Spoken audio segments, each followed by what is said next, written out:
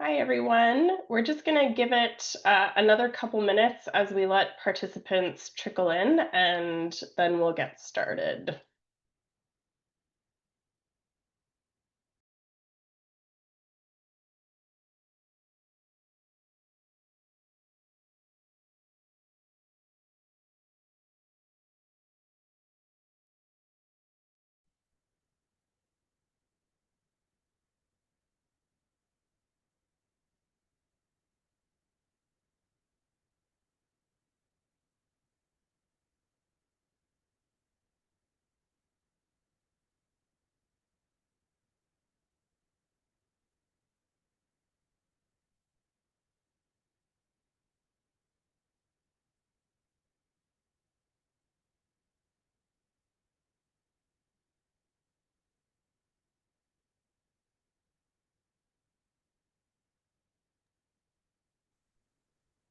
We still have a few joining, so we'll just give it maybe one more minute, and then we'll get started.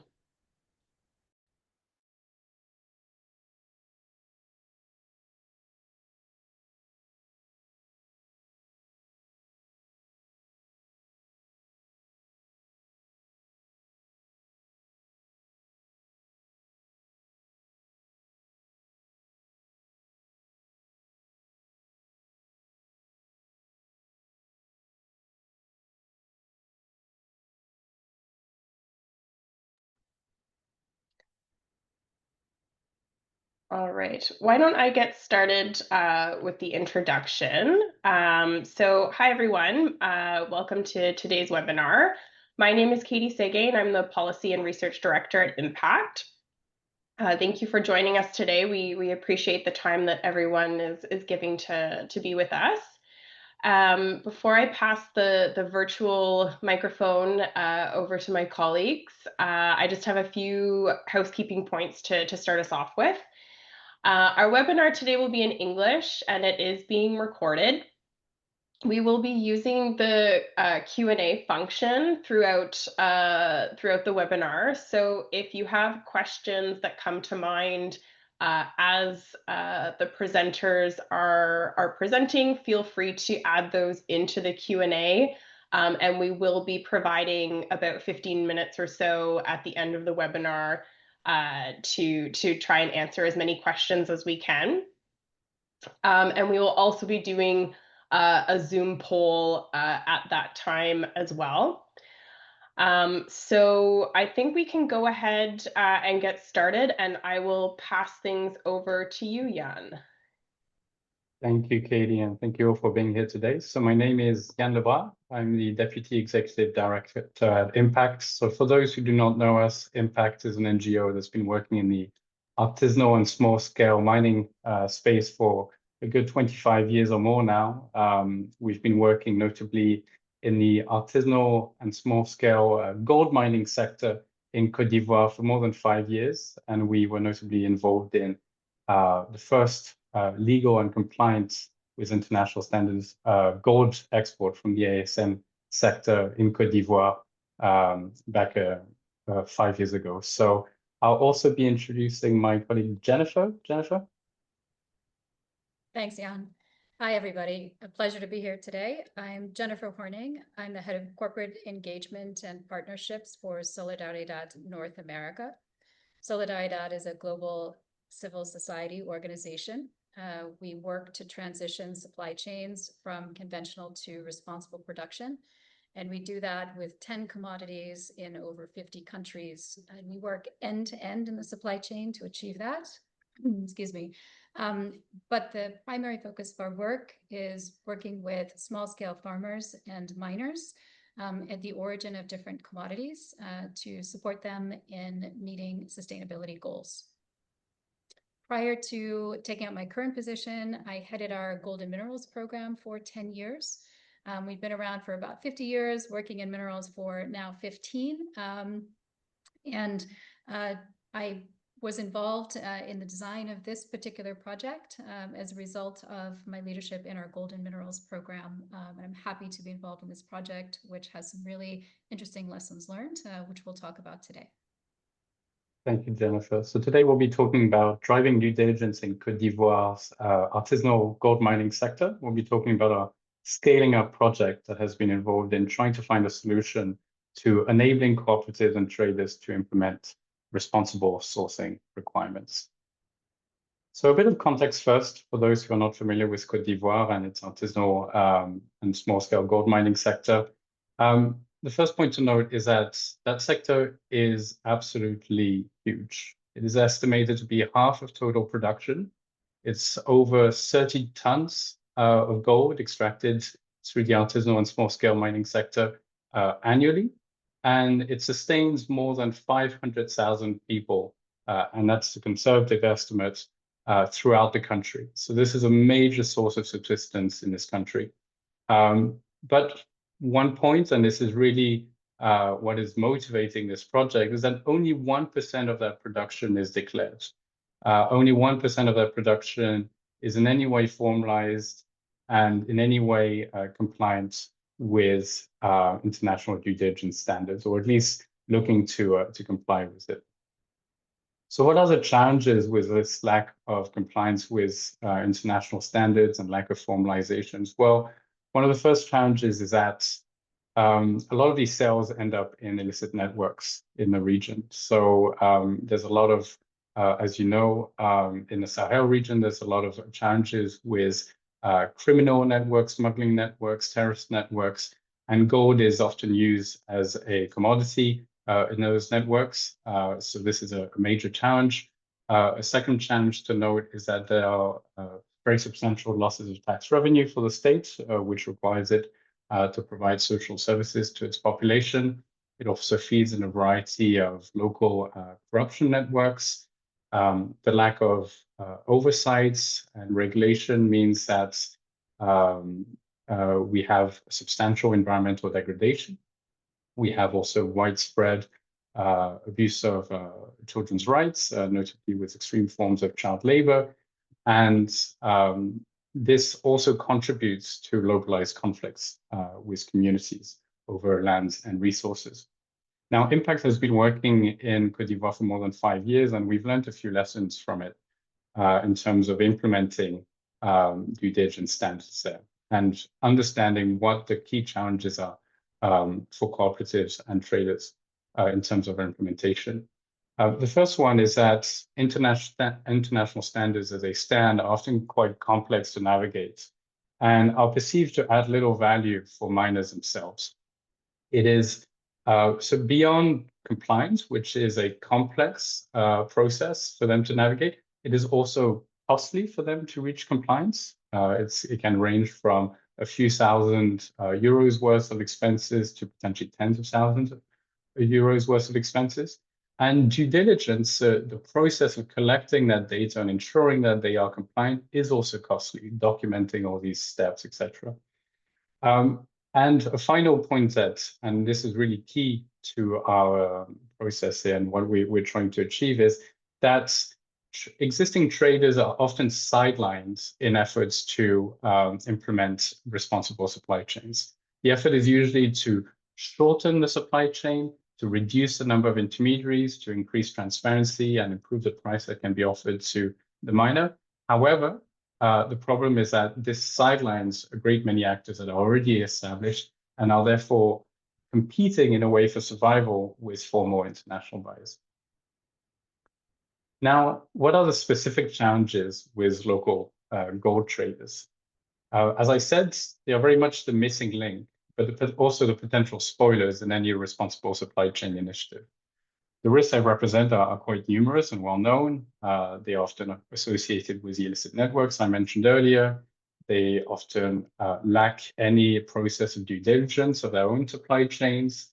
Their practices are often quite opaque. They do little effort in terms of trying to divulge what they are doing and want to essentially fly under the radar. However, they also present opportunities for any responsible supply chain initiative. They are local, well-established aggregators. They are able to go to multiple mine sites and ensure that we are able to aggregate sufficient quantities of gold to be exported on a commercially viable basis. They also have a strong knowledge of the markets, of the different actors, of the different qualities of the minerals, and are able to navigate it quite effectively. And most importantly, they are the key source of financing for most artisanal and small-scale mining. As there are very little, if no, formal sources of financing from formal institutions like banks, they provide most of the financing for operations, equipment, and the like. And therefore, most of the sector is essentially indebted to these traders. Therefore, trying to remove them from the equation can present a great many challenges. There are also challenges for downstream actors. Some of you may be on this call and may recognize your own challenges there. But without any data to track change on the ground, it is impossible to accurately measure and report, and therefore have a compliance supply chain. Data collection, you'll find, is quite expensive through audits. It can be inaccurate, can be infrequent, which essentially prevents us from measuring progress over time, whether it's improvements or deterioration. Without trust and motivation amongst traders and miners, use of any data collection tool beyond audits will be low. It's important to build that trust. And lack of harmonized approaches to data collection and reporting mean that you can have a lot of stakeholder fatigue in terms of providing that data, as well as a lack of clarity as someone who's trying to analyze it. Finally, auditors, trade associations, nonprofits, and software companies currently benefit instead of small producer communities. There's not much thought being put into how can these responsible supply chain initiatives actually benefit in terms of that data collection to the miners. Now, there's a few systemic challenges we need to take into account in Côte d'Ivoire. The first one is the legal framework is quite problematic in the sense that it's quite burdensome. Fiscality is quite burdensome. It's not fit for purpose for the artisanal mining sector, and therefore presents a very difficult business case for cooperatives and traders looking to formalize. Another point to note is that permitting is very burdensome and slow, which presents a challenge in terms of complying with the most basic tenets of formalization and compliance with international standards.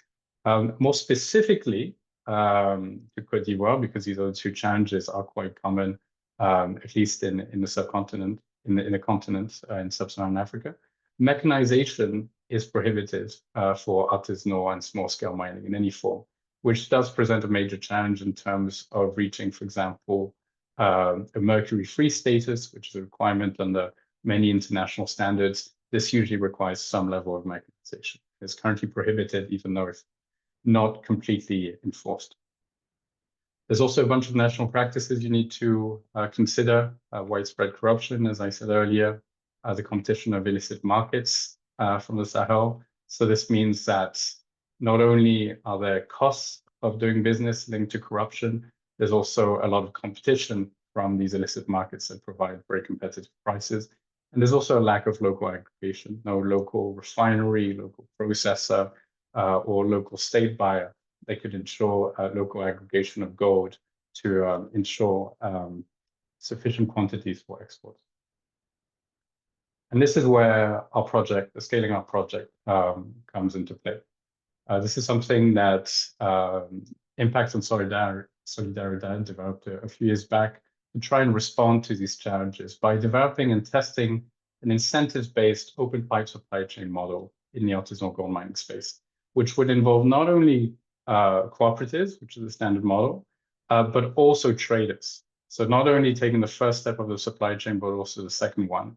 And also considering the how such a system could benefit downstream actors in terms of sourcing the ASM gold that can meet international standards by providing them with greater visibility on their supply chains. Something that not only benefits the upstream, but also the downstream. Our participants in this pilot were 4 different mines, 3 of which were cooperatives. One was privately owned, as well as 2 traders. We used the craft code as a standard, which some of you may know is a more detailed set of criteria based on the OECD due diligence that is applied to the artisanal mining space, and that we see as a viable tool to implement international standards in this space. The project has been running for a bit more than 2 years now, and it will be closing up at the end of the month. And its location, as I said, is Côte d'Ivoire. And we are very, very grateful to the European Partnership for Responsible Minerals for providing the more than 700,000 euros of budgets that have funded this activity over the past 2 years. Just one word quickly on the team. This project is a product of the work of many different colleagues. In Côte d'Ivoire, we have 3 colleagues that have worked on this: Brahima Bakayoko, Céline Kofi, Dosso Daouda, which are representatives of our 2 organizations on this project, as well as many colleagues throughout the world. We have colleagues that have worked on the software from Solidaridad in Latin America, from Impact in Canada and elsewhere, as well as colleagues from Solidaridad working in Ghana on the artisanal mining and the craft code aspects of the project. So let us introduce you to this software that we've been working on, this software solution that is really the foundation for the project, and that is really what is enabling everything else that we've been doing. This solution is the product of a combination of 2 digital solutions developed by respective organizations: Bloom by Impact and Extension Solution by Solidaridad. Bloom by Impact is a data analysis interface. It's a monitoring and evaluation platform for supply chain communities. It provides a common impact assessment framework that connects stakeholders in the value chain, powered by a library which structures industry standards, regulation, and social impact metric sets, allowing them to speak to each other so that users can easily visualize causal linkages. It allows users to easily track and report on progress on selected objectives and prove claims about compliance and impact. It can interface with a range of data collection tools, in this case, Extension Solution, which goes way further than just data collection, and allows then the processing of that data. In this case, in this particular project, before I hand over to Jennifer, Bloom by Impact was very much about formulating the framework and the data points that needed to be collected to assess compliance against the craft code, essentially providing the library of data points from the craft code to structure the extension solution work, and then taking the data from extension solution and analyzing it in a way that can be digestible and useful for downstream buyers, as well as other stakeholders, including the traders and cooperatives themselves. Jennifer? Thanks, Jan. So how does Extension Solution fit in? So Extension Solution is a mobile application developed by Solidaridad, originally developed for use in a farming context. And we developed it because we recognized that our staff needed a much more efficient, effective way to assess farmer progress towards specific goals, like a particular certification standard like fair trade or RSPO, which is used in the palm sector. We wanted to be able to do assessments more quickly, and then we wanted to be able to track progress over time toward, for instance, certification.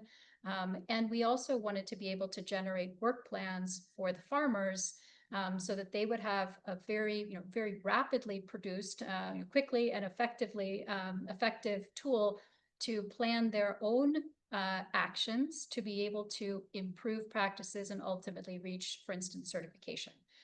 And so you can see here on the screen some screen captures from our app. The first one is a self-assessment. It can be done by the farmer with support from our program staff. That then gives some feedback to the team on areas where they need to improve. In essence, that's the work plan. And then over time, as they enter their status and answer these questions monthly, annually, etc., they can track how they are progressing toward that final goal. And you'll see that performance assessment, really nice little step up graphic to be for farmers and their support staff to be able to visualize improvements. And then you can see there the last screenshot is a very clear step-by-step action plan for closing any additional gaps. Next slide, please. So we saw a real opportunity in the context of this project in discussions with Impact to adapt that tool, which was used at that point with over 30,000 farmers across 9 countries in Latin America. We said, hey, look, there's a real opportunity here, given the challenges that exist in Côte d'Ivoire and elsewhere in the mineral sector, to be much better, much more effective and efficient at helping, supporting the actors, be it co-ops, miners, traders, to be able to do this process of assessing their practices against OECD and craft, for instance, in the mineral space, and then being able to generate these really useful work plans. And it can also serve as a due diligence tool in and of itself for kind of secondary verification and even third-party verification of practices. And that information, if shared via Bloom with downstream actors, could really move us into a whole new world in terms of due diligence, giving us much greater credibility with data that's shared, and also very importantly, recognizing more directly the role that miners and traders play in delivering due diligence for downstream buyers and recognizing their input. So you'll see here on the screen the way that we are using Extension Solution. We adapted it. We programmed the craft code requirements into Extension Solution using the data list generated by Bloom, as Jan mentioned earlier. And in this case, the mine managers themselves were the users, and they were able to go onto mine sites that were members of this co-op and assess practices against the requirements of the craft code. That automatically generated a work plan for the mine managers, which they found very useful. And they began to implement improvements under our project, which we were able to track effectively over time. So that's number one. Number two, the traders acted as field verifiers. So traders' agents, as they would go out to purchase gold on the site, could actually look at their app and see how users had represented whether they had completed specific actions, and traders could verify and also put in essentially their observations and upload evidence. Both parties can upload evidence into the app, whether it's pictures or documentary evidence, taking pictures of work plans on site, or any kind of policies that they might have in place, for instance, for labor, managing labor. And they can upload those so that each party can verify that those steps have been taken. Finally, our project staff could actually, kind of on the back end, via a web platform, view all of the entries so far, review the evidence that has been provided by the traders and miners, request additional evidence if needed, and either validate or reject the steps that have been taken. And so altogether, this creates a very powerful tool for understanding and creating much greater transparency and visibility on practices and improvements over time. Next slide, please. So what are the ultimate benefits? We see a lot of benefits. The key benefits is it really helps all parties walk through and understand the complexity of something like craft code and due diligence. This is all very new to many of the actors in the gold supply chain. So this Extension Solution and Bloom together break it down into very digestible pieces, from being able to generate a list of data points that companies that might want to meet the due diligence guidance requirements, right? They can automatically generate a list of data points that can be passed along to traders or miners, for instance, via Extension Solution or other digital solutions. And then those digital solutions can ask very discrete questions, very clear questions to be able to gather the appropriate data and supporting documentation and feed it back into Bloom. So all parties have much easier list of steps they need to take to meet due diligence to accomplish it.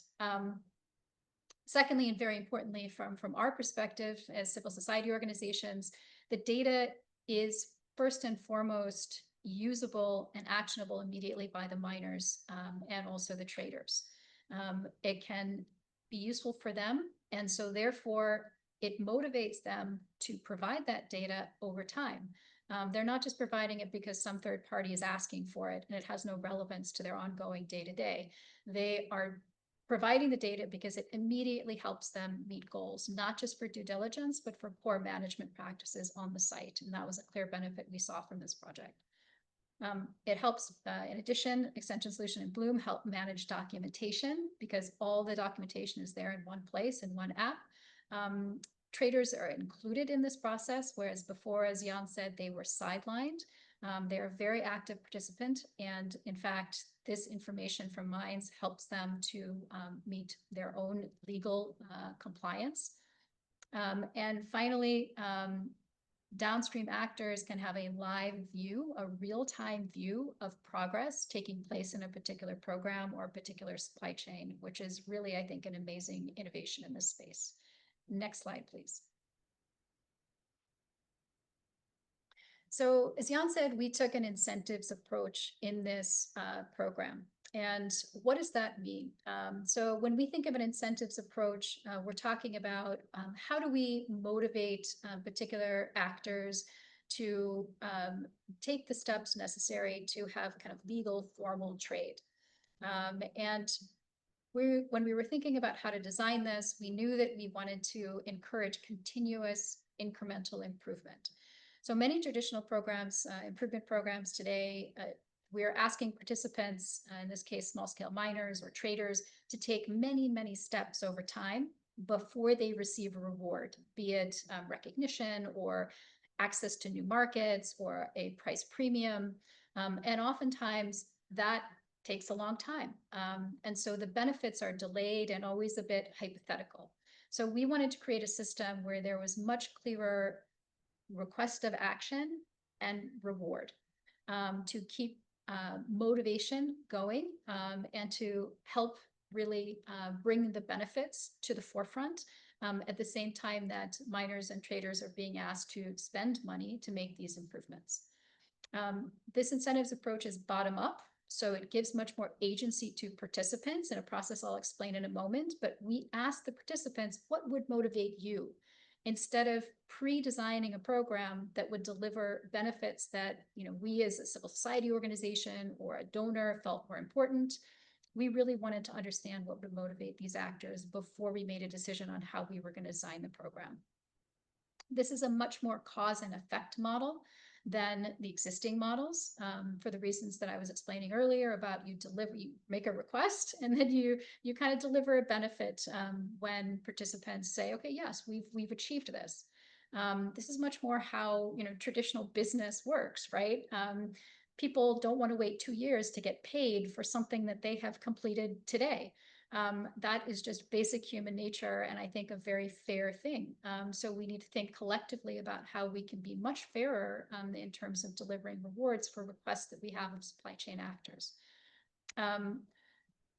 This model serves as financing. So very importantly, it's almost a form of nano financing, so that if there are rewards that can be delivered more quickly as actors take steps, that means that they can then use those benefits, potentially access to finance or cash benefits, to finance the next steps of improvement. This kind of model also can have co-investment from downstream buyers and donors, which is a really big benefit. It can be much more directly linked to certain improvements and steps that actors are taking. And finally, as Jan was saying earlier, there are many challenges right now to formal improvement. And many of those challenges are somewhat beyond our control as civil society organizations or maybe as downstream actors. And very importantly, we believe that an incentives approach like the one we've set up in this project can counter the other side, the incentives for informal trade or disincentives for formalization that exist out there today. Next slide, please. So what did we do to set up this incentives component of the project? First, we wanted to understand the costs and also the benefits of taking steps to comply, to work in alignment with craft at the mine level with co-ops and also with traders. And we wanted to understand their motivations to take these steps in light of the costs and benefits. So we really had two steps at the outset of kind of research, action research, as we called it, that we did. We went out and spoke with the co-ops and traders, the leaders, the miners, and also the traders and their agents to understand the costs, meaning how much time does it take to take certain steps? I mean, even to participate in a basic meeting, to understand the kind of the project that we're doing can take 2-3 hours and maybe some travel costs. And then, of course, on top of that, there are many steps. There are 55 in total criteria for craft. And each of those steps has time and potentially equipment involved in it. So we wanted to understand what the total cost was. And we also wanted to talk through the benefits. So what does it mean to access new markets? What does it mean to be operating formally? And there are very monetary rewards to that potentially, and there are also the rewards that come from recognition and the pride of being a formal recognized business within this sector.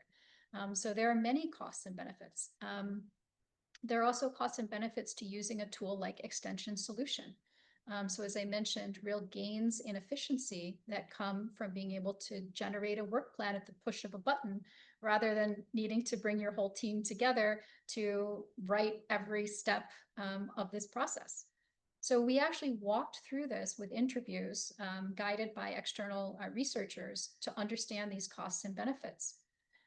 The second step of this process, the kind of setting the stage, was to ask participants to rank the following, let's say, rewards or incentives that could motivate them to take these steps to meet craft code and also use Extension Solution. And the lead ones were access to finance, cash payments, training or coaching, contributions to the community in the name of the co-op or trader, and then personal protective equipment. And we asked each of the actors to rank those. And the results differed between the co-ops, the specific results. Ultimately, we made the decision to deliver personal protective equipment in exchange for the participants completing certain actions. And this had to do with a combination of how it was ranked by the participants in terms of the attractiveness and how much it would motivate them, together with very practical considerations like what was easy and within our budget to deliver in the context of this particular limited time project. Next slide, please.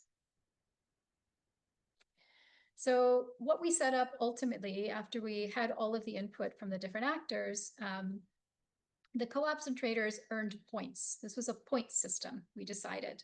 And the participants would earn points as they completed one of 6 specific actions under the craft code. We selected 6 that needed to still be met by the participants and that were important for them to meet. So high importance as ranked by craft, by the code itself. And so number 1, as they completed actions, they earned points. And number 2, as they used Extension Solution to enter the data and to verify, they would earn additional points. And the points were calculated on a monthly basis. The points were added up by project staff as they went out to verify. As I mentioned earlier, they go out to verify. So they would verify the entries by the traders and co-ops, and the project staff then added up the points that were earned from the actions. And ultimately, the points earned by participants could be redeemed for up to 60% of the cost of those actions that were taken, and can be redeemed in PPE. Next slide, please. So the 6 craft criteria that we focused on, just to be very concrete, because I get this question often, well, what are you really asking the participants to do? So in this case, we asked the co-ops to complete the craft criteria, and each of these topics required probably 2 or 3 discrete actions. So we asked them to put in place a grievance mechanism, so designated contact, setting up a grievance policy and a registry for any complaints received. Second, we focused on child labor prevention. So setting up a policy within the co-op, ensuring there was signage, and then registering and reviewing IDs that verified age. We asked them to meet tax compliance requirements. So this meant documentation of taxes paid, setting up a gender committee, and also focusing on sexual and gender-based violence prevention. First aid, so ensuring they have the staff, the kits, and appropriate procedures in case of medical emergencies on site. And finally, formal documentation within the co-op for sales. So having a registry that was very clear, easy to understand, and met legal requirements. So those are the specific 6 out of 55 craft criteria that we chose to focus on in this project. And the total calculated average cost per co-op in the program for this was 5,640 euros to meet these requirements. So it was very interesting to see the cost. And frankly, in the big picture, $5,000 per co-op is a fairly reasonable amount for these very important criteria here. Next slide, please. So the key takeaways. First of all, to say, I think there was excitement about this incentives approach, and there was engagement from all of the co-ops. I'll discuss the results, ultimate results, in a moment. But the key takeaways from the incentives component specifically, based on feedback from a workshop we held last week with the participants, the real motivators for participating in this project and for completing these craft criteria was recognition for their achievements. So recognition within their community in Côte d'Ivoire that they are working towards formalization and can achieve craft was a huge motivator for them. It was a huge source of pride, and understandably so. It's an amazing commitment. The second thing was marketing opportunities. So these mines and the traders they're working with want to attract international buyers because they perceive that there will be additional benefits, like potentially price premium, like maybe ultimately access to finance that could come with it. PPEs that we delivered as rewards at the end of the different evaluation periods, the participants said this was very nice to have. But the interest level really varied depending on the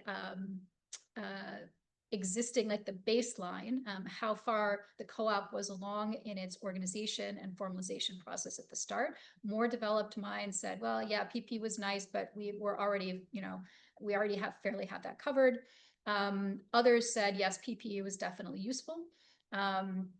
Ultimately, we believe that access to finance, which was the top ranked incentive when we did the initial interviews, would perhaps be a better incentive to offer. However, it was not feasible to offer in the context of this project because you need a third-party financial institution to do that kind of lending.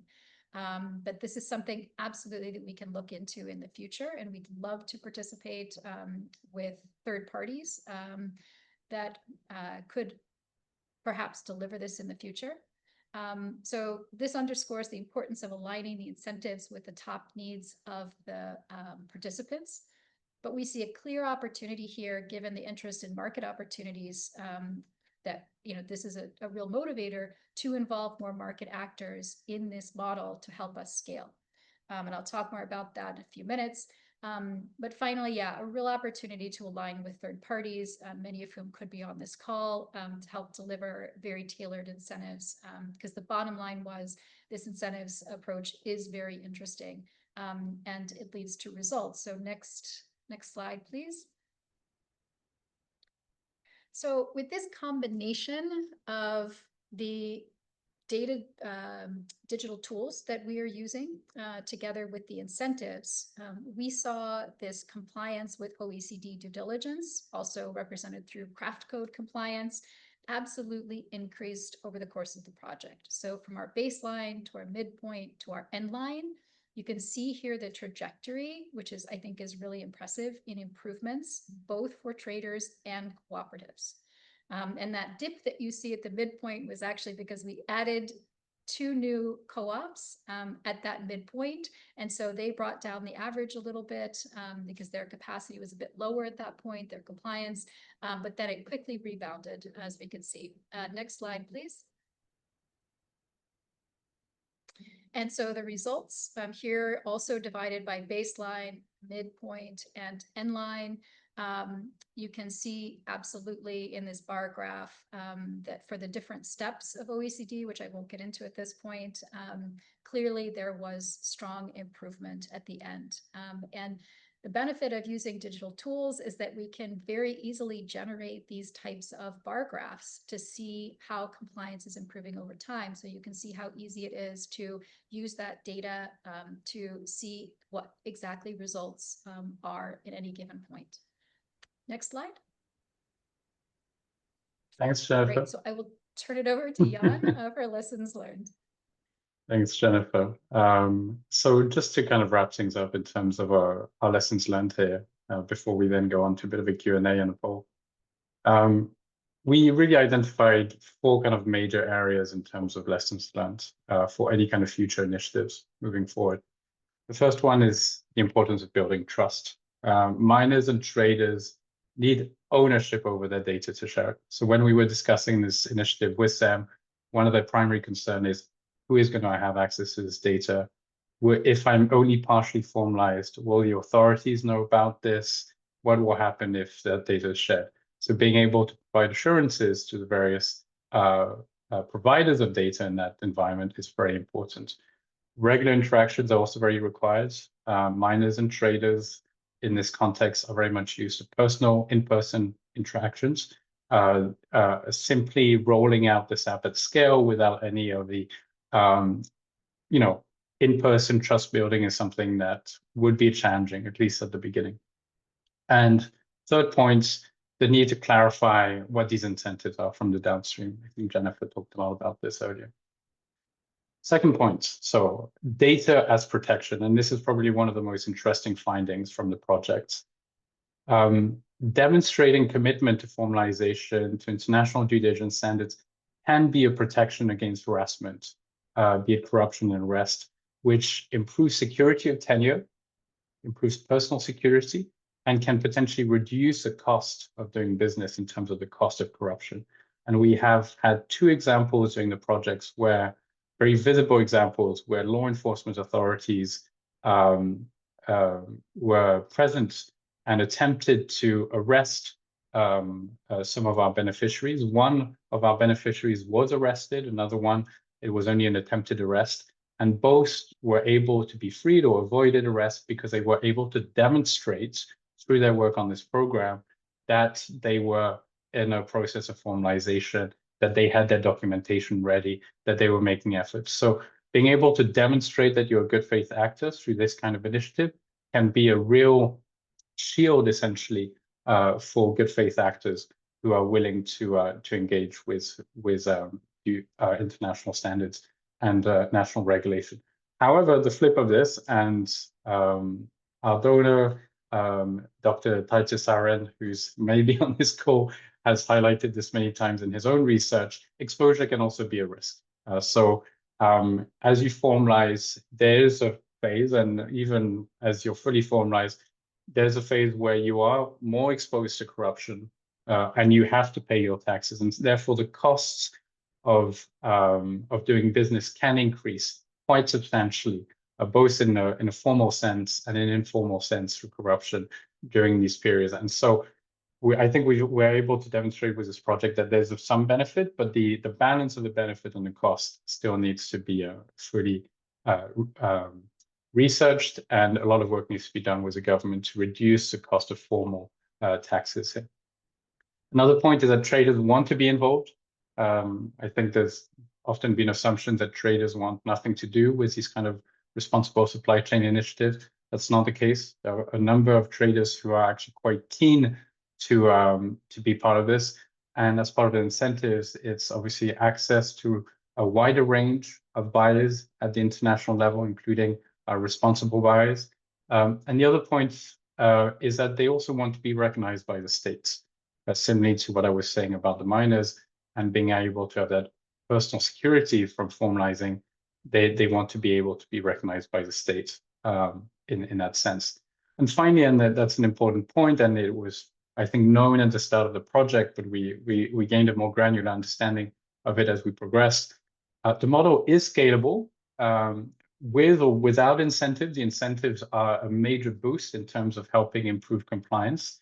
But we were able to bring on 2 cooperatives at the end that did not receive the incentives and that were able to make some progress still.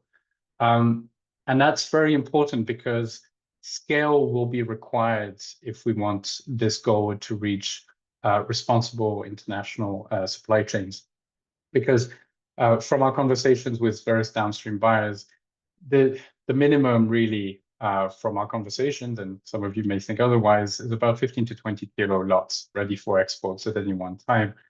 And to reach those kind of quantities, you would need a certain number of cooperatives working through one or maybe potential multiple traders to be able to have these quantities ready for export. And we're talking about hay quantities that are north of $2.5 million in value. So this is something that where we need to continue to do work, either by doing more aggregations through local traders, or potentially looking at local aggregation solutions, for example, local processing, local refining, or local state buying. And I'll be handing it over to Katie. All right, thanks, Jan. So we're going to move to doing our poll. While I'm bringing it up, Jan, did you want to maybe answer the first question that's in the Q&A, which is what is meant by traders? Are these individuals or are they companies? Sure. So these are generally individuals. They may be incorporated, but we are generally talking about individuals who are involved in the purchasing of gold at the mine site level.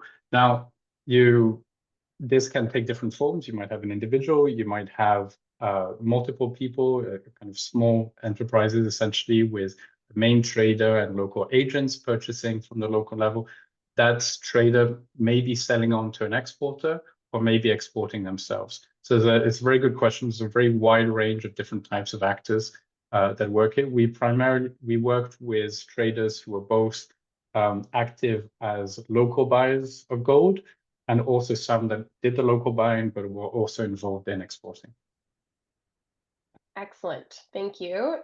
So I believe the first question for the poll should be showing. Are you seeing it come up, Jan? I'm getting some answers, so I'm assuming that it's working. Yeah, I'm seeing more and more participants answering on my site. So excellent. So the first question is just for us to get a sense of who we have with us today in terms of participants. So which sector do you work in?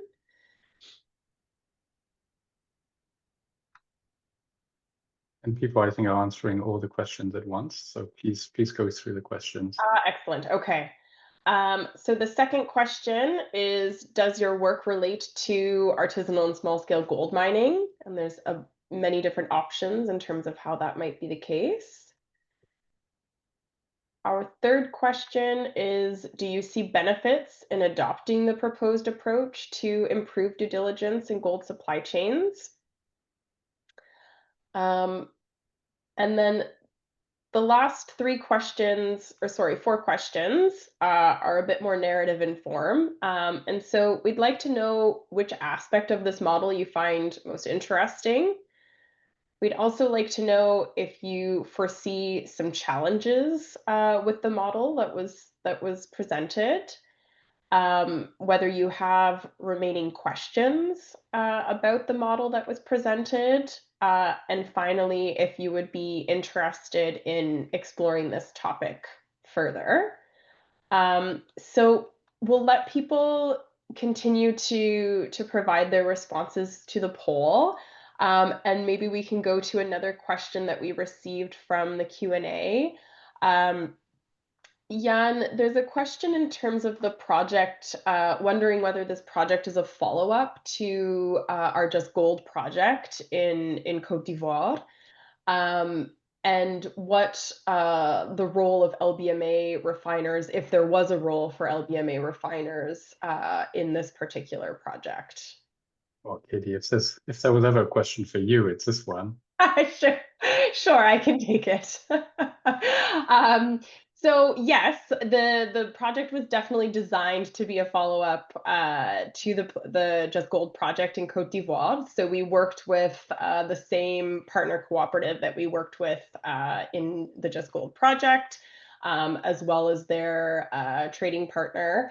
And the project sought to look at a decentralized model and engage downstream actors on essentially their comfort with this model. So we wanted to see whether or not there could be enough, sort of de-risking through the use of tools and the application of due diligence um, to allow refiners or other actors to feel that comfort level to buy gold. We have engaged LBMA refiners in the past with the same partner cooperative, and there have been some test exports.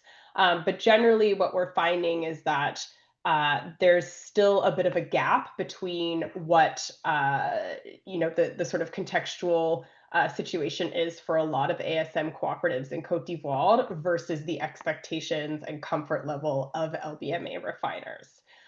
So we're really hoping to be able to take this experience and get some more feedback on the model itself before being able to maybe take it to another level to look at actually implementing it with potential buyers if that comfort level is there. There's also a question about the selection of the craft code. I don't know, Jennifer, if you maybe wanted to take that one. Sure, I can take that one. So the craft code, in a nutshell, the craft code basically operationalizes for miners the OECD due diligence guidance. So the due diligence guidance is primarily designed for downstream buyers, and it guides them in how to perform due diligence, and then they can put in basically a risk-based management system based on where they are sourcing from. If risks show up as they do their due diligence, then they would take steps to manage that risk accordingly, whether it's low, lower, or higher. And that guidance was not necessarily designed specifically for miners to be able to put into place a system to ensure that they reduce the risks at their particular operations. So the craft code operationalizes that, and it was developed by Alliance for Responsible Mining with Resolve and input from many organizations, including Impact and Solidaridad. And so that was an appropriate appropriate standard to choose in this particular project, which focused on due diligence. Excellent. Another question we have, Jan, I think you could take this one. How did we engage with the government in Côte d'Ivoire about this model? Let's start with that one. Yeah. It's a very good question, especially because in Côte d'Ivoire, a lot of governance changes are occurring at the moment. The mining code is under review, and this is obviously leading to a lot of speculation as to how it might change. So we've been engaging since the beginning with the government. The problem we had initially was that the government was actually quite reticent to engage with external actors, especially as part of doing its revision of the mining code. They didn't want to be influenced in any undue ways.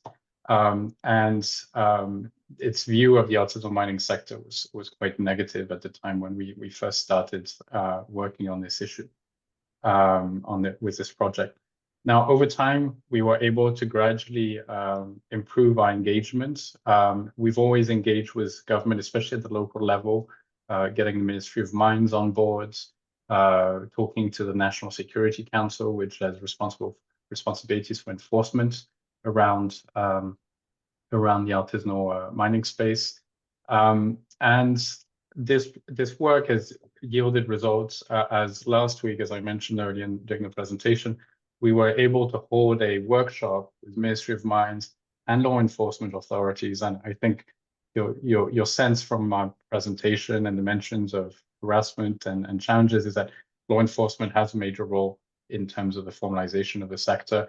We were able to have this conversation with them last week, and it was quite successful in terms of being able to convey some recommendations in terms of the improvement of the sector. And there's real buy-in now from the government as it stands. There'll be an election very soon at the end of October, but there's a lot of engagement from them in terms of potentially supporting the tool in its rollout and recognizing the tool as part of that work. Excellent.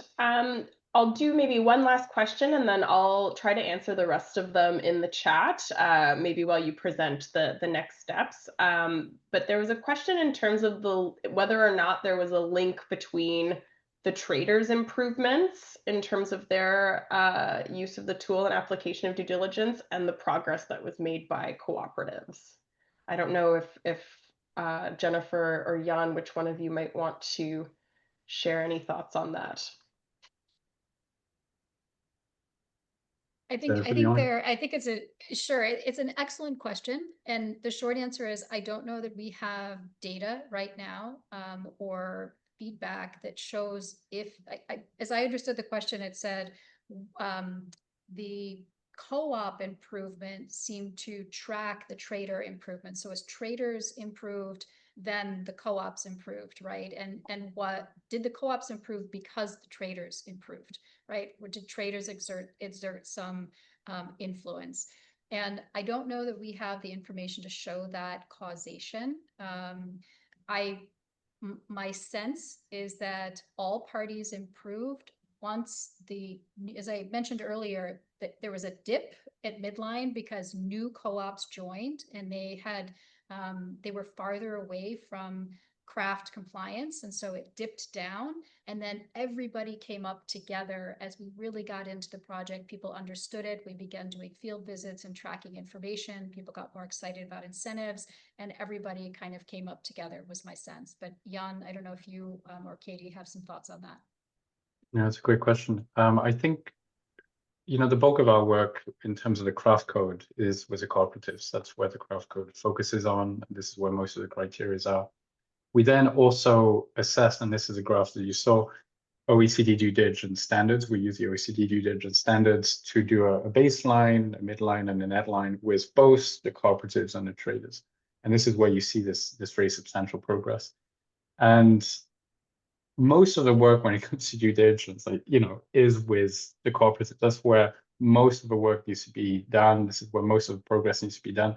And for a trader to be able to reach compliance, a lot of the work that they need to do is due diligence and having the documentation from their cooperatives and the like. And the project, I think, I would almost flip it and say, as the cooperatives improved and as the traders engaged with the process, it was almost a natural improvement in the traders' performance because they were doing due diligence and they were working with actors that increasingly had the right documentation and the right practices. And it was then easier for them to improve on the bulk of what they needed to do. There's obviously a few elements in terms of their own declaration and sales where, they had to make their own effort there. But I think that's where we saw a lot of the improvement from the traders. Just them engaging in the process and being willing to be transparent about it, which helped them improve. Excellent. We're coming up on time. So Jennifer, did you want to go ahead with the last points on next steps? Sure, if people are open to staying, there are just 2 more slides, and this really is about next steps. And I would love to invite others to be in touch with us directly after this to talk about next steps. But in a nutshell, so the next steps that we see as Solidaridad and Impact and groups that have been working with us, we really want to build on existing momentum because we had a relatively short pilot in the grand scheme. We'd love to bring in more co-ops, more traders. We've seen interest in that, especially after the workshop that we held last week. We want to expand to new countries, as Jan said in our lessons learned, ideally where international buyers would like to trial this approach where there's a critical mass of gold flowing from those countries to, in particular, Europe, the United States. Then next, we want to secure funding from a mix of public and private donors to be able to scale this up. And I think there's so many benefits, especially for private companies in these tools to help them do due diligence and assess their positive social impact, that I would say this is truly an investment in creating more efficient, effective systems to meet not only social and environmental goals, but core business goals as well in terms of securing future supplies of responsible gold and other minerals. So I think this is really an investment that ultimately hopefully pays for itself. Finally, we really want to integrate incentives ultimately into digital tools. So we want to make it much easier to, for instance, deliver points and to enable those points to be redeemed locally for various rewards with participating suppliers. So that's something that is exciting, and we've been discussing with Impact for quite some time, and that could be a next step because right now we're doing that just manually. Finally, we want to show how, or we want to recognize the interest from buyers and donors to continue to support this model. And there's been a lot of interest in this following along, and the participation today is great to see. So what does that mean specifically? We'd love more comments about what we presented today, what works, what doesn't. You've already started doing that in the poll, which is fantastic. A way to go deeper is to co-invest. Reach out to us and talk about potentially investing in incentives. The cost for the 6 actions was 5,000 euros. That's not a lot in the big picture. And we feel that it really this approach produced a lot of progress toward achieving those goals. We want to help identify new countries with larger volumes, and market actors can help us to do that by sharing a little bit more information about countries where they're sourcing from. And along these lines, ask your customers and suppliers to join in because they're also going to know a little bit more. Every actor knows something more about the big picture and supply and where an approach like this could be useful. So if we could come together in a pre-competitive way, which is allowed under antitrust rules, to identify some key areas, we'd love to really use this approach where it's going to be most immediately helpful in the short term. So final 2 points, sign up to use Bloom and Extension Solution. You can reach out to us and be able to use these tools in your own operations. And finally, we really want to make these tools interoperable with existing software. So if companies are using enterprise management software such as SAP, ultimately we want to be able to have data from Bloom and Extension Solution with the permission of the co-ops and the traders. We want this data to be able to flow into that management software to help make much more comprehensive monitoring and evaluations for everyone.